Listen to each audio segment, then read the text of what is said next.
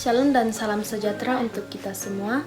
Pertama-tama saya berterima kasih kepada dosen pengampu mata kuliah Psikologi Pendidikan, Ibu Iren Hendrika Ramopo, Sarjana Psikologi, Master Psikologi, dan teman-teman semua yang menyaksikan presentasi kami. Kami dari kelompok 17, nama saya Yan Nestari Pulung dengan NIM 223118027 dan rekan saya Sofia Iontana dengan NIM 223118054. Kami dari kelas C14. Di sini kami akan membawakan materi tentang instrumen kesulitan belajar.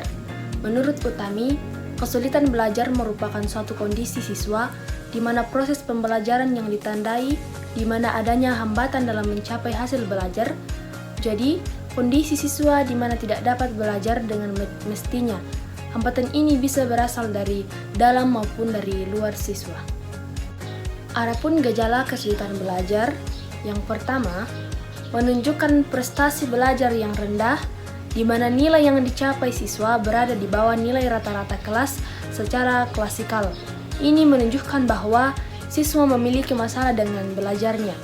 Yang kedua, lambat dalam melakukan tugas-tugas belajar.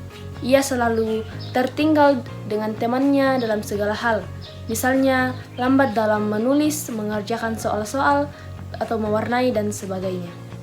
Beberapa faktor penyebab terjadinya kesulitan belajar. Yang pertama, suasana belajar yang kurang mendukung. Yang kedua, lingkungan belajar yang kurang kondusif. Yang ketiga, perancangan pembelajaran dan penyampaian materi yang kurang menarik. Baik, kita akan masuk dalam solusi mengatasi kesulitan belajar. Ada beberapa langkah dalam mengatasi solusi kesulitan belajar. Yang pertama, yaitu menetapkan tujuan dan target belajar. Yang kedua, menumbuhkan minat belajar. Yang ketiga, mengenali guru serta cara guru dalam mengajar. Yang keempat yaitu tekun dan rajin.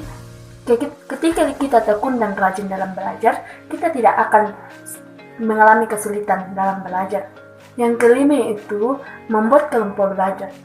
Dalam membuat kelompok belajar, ini dapat memudahkan kita untuk mengetahui semua materi-materi yang telah diberikan. Kita dapat saling membantu antara satu dengan yang lain.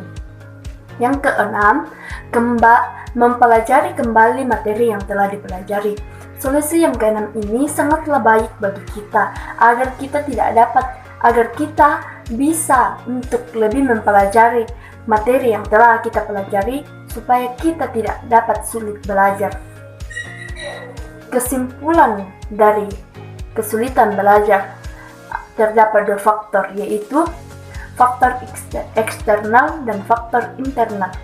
Faktor internal meliputi gaya belajar siswa, motivasi dan kesehatan siswa. Sedangkan faktor eksternal meliputi lingkungan, keluarga, situasi sekolah yang kurang menyenangkan sehingga banyak yang dapat sulit belajar, fasilitas sekolah yang masih sangat kurang, serta pengelolaan pembelajaran yang kurang tepat. Sekian penjelasan kami mengenai kesulitan belajar.